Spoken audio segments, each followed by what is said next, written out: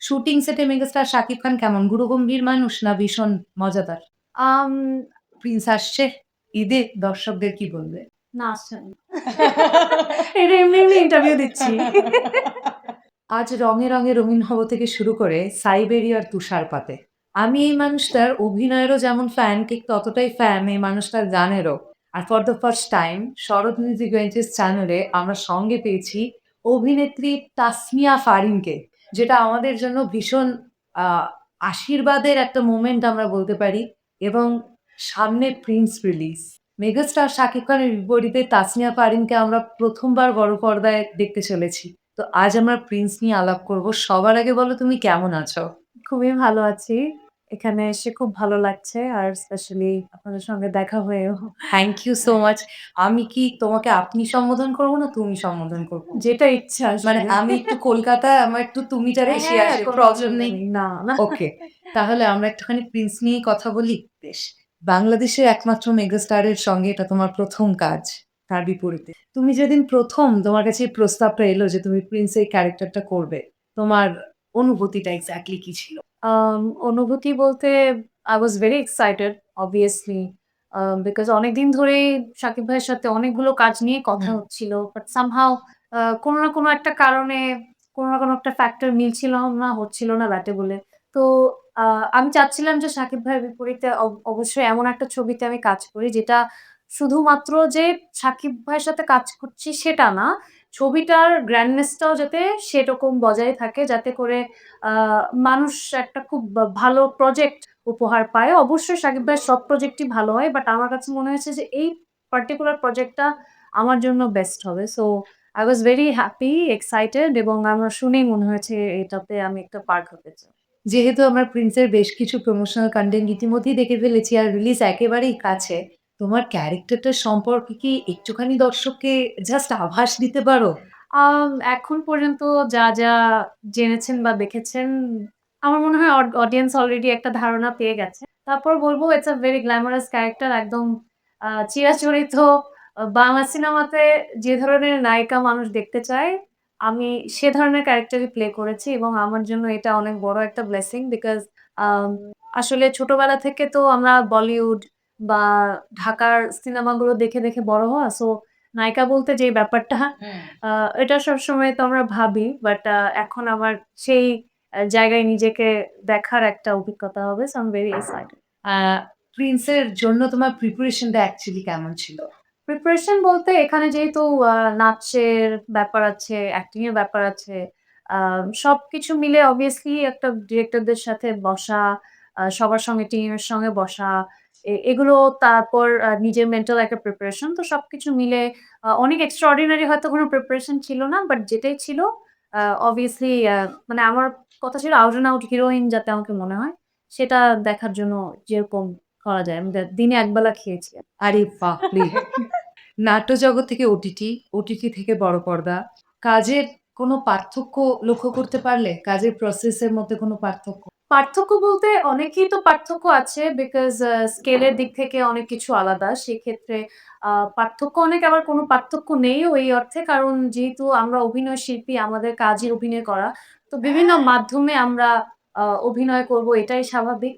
তো আমার কাছে আমি সব ধরনের মাধ্যমে কাজ করাই এনজয় করি। বড় পর্দায় সে অর্থে হয়তো অনেকগুলো কাজ আগে করা হয়নি দেখে এটা আরেকটু বেশি এনজয় করছি। যেহেতু এটা আমার জন্য একটা নতুন অভিজ্ঞতা। এছাড়া নাটক বা ওটিটি যে আমি একদম কাজ করছি না তা না। আমার ওটা খুবই পছন্দের একটা জায়গা। কিন্তু সেই সাথে আমার কাজের পরিসরটাকে আরেকটু বড় করা এটাই। আচ্ছা। আ প্রিন্সকে তুমি ইয়েস করেছো। তার তো নিশ্চয়ই একটা কারণ মেগাস্টার শাকিব খানের বিপরীতে তুমি নায়িকা। এ বাদে আর কি রিজন ছিল যে কারণে তুমি প্রিন্স করবে এটা ভাবলে? আমি যখন হায়াত ভাই, তারপর শিরিন আপু উনাদের সঙ্গে কথা বলি, তো উনাদের আসলে একটা বড় ভিশন আছে ক্রিয়েটিভ ল্যান্ড এর যে শুধুমাত্র একটা ছবি করা সেটা তাদের উদ্দেশ্য না। তারা একটা ছবিকে আসলে অনেক বড় পর্যায়ে নিয়ে যেতে চায়। আন্তর্জাতিকভাবে একটা কোলাবোরেশন কিন্তু অলরেডি হয়েছে আপনারা জানেন শ্রীলঙ্কাতে, হুম, ইন্ডিয়াতে, বাংলাদেশে হুম। সব জায়গায় শুট করেছি আমরা। তো সেই জায়গা থেকে আমরা যে শুটিং ও করেছি সেটার এক্সপেরিয়েন্স টা আমি বলব কোনভাবেই আম আমার কাছে মনে হয়নি যে এটা একটা budget film or something. They already always had a very big vision. So which I really liked about it because আমার মনে হয় যে ১ম এ কেউ একজন এসে এত বড় একটা রিস্ক অনেকেই হয়তো নিতে চাবে না। কিন্তু সেক্ষেত্রে ওনাদের যে একটা বড় পরিসরের চিন্তাভাবনা বা করার প্রচেষ্টা এটাই আমার কাছে খুব ভালো লেগেছে। আর সবার মধ্যে অনেক বেশি পজিটিভিটি। সো আমার মনে হয় মাইন্ডসেট এর দিক থেকেও আমার সাথে অনেক বেশি মিলে গেছে। সবকিছু মিলে I had a very nice experience. Director Abu হায়াত মাহমুদেরও ওটা ১ম বড় পর্দার কাজ অ্যান্ড প্রোডিউসার শিরিন সুলতানাও ১ম বার। তো আ তাদের নিয়ে তোমার এক্সপেরিয়েন্স ডিরেক্টরের সঙ্গে ১ম বার কাজ করবার এক্সপেরিয়েন্স কেমন? ডিরেক্টরের রাগী, সঙ্গে রাগী না খুব আ নরম, নরম? ডিরেক্টরের সঙ্গে আসলে এটা আমার ১ম এক্সপেরিয়েন্স না। কারণ আমার আহাদ ভাইয়ের সঙ্গে অনেকগুলো কাজ করা হয়েছে আগে, নাটকে কাজ করা হয়েছে। তো বেশ। আমি আগে থেকে I had a very good experience with him because উনি খুবই ঠান্ডা মানুষ। উনার আমি সবসময় বলতাম নাটক করার সময়ও যে হায়াত ভাইয়ের একটা মাত্র সেট যেখানে উনার মানে সেটটা সবসময় খুব কোয়েট থাকে। উনার এডিরা উনি মানে they never shout ওরা আসলে চিৎকার চেঁচামেচি করে কোনদিন কাজ করে না। ঠান্ডা মাথায় বুঝে কাজ করে। তো যেহেতু আমার আগে পূর্ব অভিজ্ঞতা ভালো ছিল তো অবশ্যই সিনেমাতে এসেও আমি সেটাই পাচ্ছি। এমন না যে সিনেমাতে এসে হায়াত ভাই খুব মানে সবকিছু খেয়ে হারিয়ে ফেলেছে বা এরকম তেমন না। খুব ঠান্ডা মাথায় উনি কাজ করেন এবং উনার আ আসলে অনেক দায়িত্ব নিয়ে কাজ করতে হয়। আর শিরিন আপু যদিও নতুন, আমি আশা করব যে সামনে যখন উনি আবার কাজ করবেন, হয়তো এই প্রজেক্টের অনেক কিছু উনি আরো বুঝে আরো বেটার আউটপুট দেয়ার চেষ্টা করবেন। কিন্তু একটা জিনিস খুব ভালো লেগেছে যে আ শিরিন আপু কিন্তু কোনো কিছুতে কার্পণ্য করে নাই। যেখানে যেটায় যে বাজেট দরকার বা যেটাকে ভালো করার জন্য কোথায় করলে বেস্ট হবে বা কাকে নিলে বেস্ট আউটপুট টা পাওয়া যাবে। উনার সবসময় চিন্তাটাই ওটা ছিল যে আমি কিভাবে আমার ছবিটাকে একটা বেস্ট ছবি বানাতে পারবো। তো এই ভিশনটা আসলে আমাদের সবার খুব জরুরি। স্পেশালি আমাদের বাংলাদেশে এখন যেভাবে কাজ হচ্ছে সেক্ষেত্রে এই ধরনের আমাদের যখন প্রোডিউসারদের সংখ্যা বৃদ্ধি পাবে আমাদের কাজের সুযোগ সুবিধা বা একটা ভালো ছবি হওয়া এটা খুব দরকার স্পেশালি বাংলাদেশ ইন্ডাস্ট্রির জন্য। তুমি বাংলাদেশ ইন্ডাস্ট্রি বললে একটা কোয়েশ্চেন আমি তোমায় করতে চাই। এটা অনেকের কাছ থেকেই শুনি বা হল মালিকরাও মাঝে মধ্যে এটা নিয়ে খুব দুঃখ প্রকাশ করেন যে, বাংলাদেশ ফিল্ম ইন্ডাস্ট্রিটা কি ধীরে, ধীরে ঈদ কেন্দ্রিক হয়ে যাচ্ছে? সারা বছর ধরে সেভাবে ধারাবাহিকভাবে কোনো সিনেমা রিলিজ করা, এটা বোধহয় একটু কমতি দেখা যাচ্ছে। শুধু ঈদেই অনেকগুলো সিনেমা একসঙ্গে। তো এই বিষয়টাকে তুমি কিভাবে দেখছো? উম আ এটা হয়তো আগে তো একটা সময় অনেক ছবি রিলিজ পেত আমরা জানি। হয়তো এখন আ আমি ঠিক জানি না ব্যবসায়িক এগুলো সম্পর্কে আমার খুব একটা ধারণা নেই। হ্যাঁ, ঈদে অনেক বেশি ছবি রিলিজ হয় বিকজ ঈদে মানুষজনও আসলে অনেক বেশি হলমুখী হয়। সেজন্য হয়তো প্রোডিউসাররা রিস্ক নিতে চান না বিকজ তাদেরও তো দিন শেষে টাকাটা উঠিয়ে নিয়ে আসতে হবে। তো হয়তো ঈদের মাধ্যমেই যখন জিনিসটা একটা প্রচলন শুরু হয়ে যাবে, তখন নরমাল টাইমে ওই ক্রাউডটা যারা মানে অভ্যাস হয়ে গেছে সিনেমা দেখার, তারা যখন হলে যাওয়া শুরু করবেন, তখন আমি আশা করছি যে আ অন্যান্য ছবিগুলো অন্যান্য টাইমেও হবে এবং ঈদ ছাড়াও কিন্তু রিলিজ হচ্ছে ছবি। তো সেগুলোরও ভালো ব্যবসা দেখেছি আগে হয়েছে। আসলে ভালো ছবি হওয়াটা ইম্পোর্টেন্ট। আ ডাজন্ট ম্যাটার যে ঈদে আসছে নাকি না। আ তুমি মোটামুটি কমেন্ট সেকশন চেক করো Facebook এর? নেভার। আচ্ছা। তাহলে তুমি এটা দেখোনি। বাট এটা হয়। ধরো আমরা শাকিব ভাইয়াকে দেখছি রিসেন্টলি তিনি নাট্য জগতের যারা নায়িকা তাদের সঙ্গে কাজ করছেন। তুমি, সাবিলা নূর, তানজিন তিশা। এবার একটা শ্রেণীর অডিয়েন্সের এটা বক্তব্য থাকে যে নাটকের মুখ বড় পর্দায় কেন? বা শাকিব ভাই কেন নাট্য জগতের নায়িকাদের নিয়ে কাজ করছেন? এই ধরনের কমেন্টস তুমি ফেস করোনি কখনো? বিকজ তুমি পড়োনি না তুমি আমি বলছো। শুনেছি হ্যাঁ। হ্যাঁ, তো এটা নিয়ে তোমার রিঅ্যাকশন বা তোমার প্রতিক্রিয়া কি? না, আমার মনে হয় যে এই যে নাটক বা বড় পর্দা বলে আগে বিভাজন করাটাই একটা প্রবলেম। আর এই নাট্য জগতের মানুষদের নিয়ে কাজ না করছে বলে আপনার হয়তো এভাবে কথাটা বলতে পারেন যে যারা এখন রেগুলার কাজ করছে হুম, তাদের সঙ্গে কাজ হচ্ছে।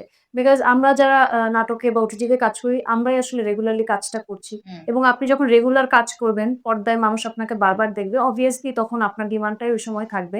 আর আমাদের সিনেমাতে যারা নায়িকারা কাজ করছেন obviously they are doing very good but তাদের সিনেমা আসলে আম হয়তো খুব রেগুলারলি আসছে না বা somehow কারো পার্সোনাল রিজন বা অনেক কিছুর কারণে অনেকে অনেক জায়গা থেকে সরে গেছে।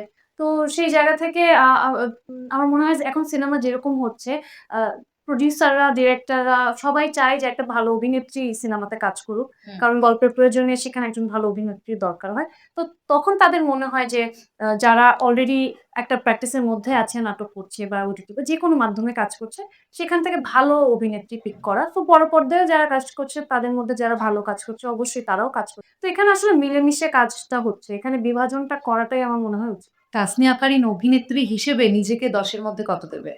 আমি আর কোনো নাম্বার দিব না বিকজ আমার অনেক শেখার বাকি। বেশ, প্রায় শেষের দিকে চলে এসেছি। তোমাকেও আর বেশিক্ষণ আটকাবো না। শুটিং সেটে মেগাস্টার শাকিব খান কেমন? গুরুগম্ভীর মানুষ না ভীষণ মজাদার?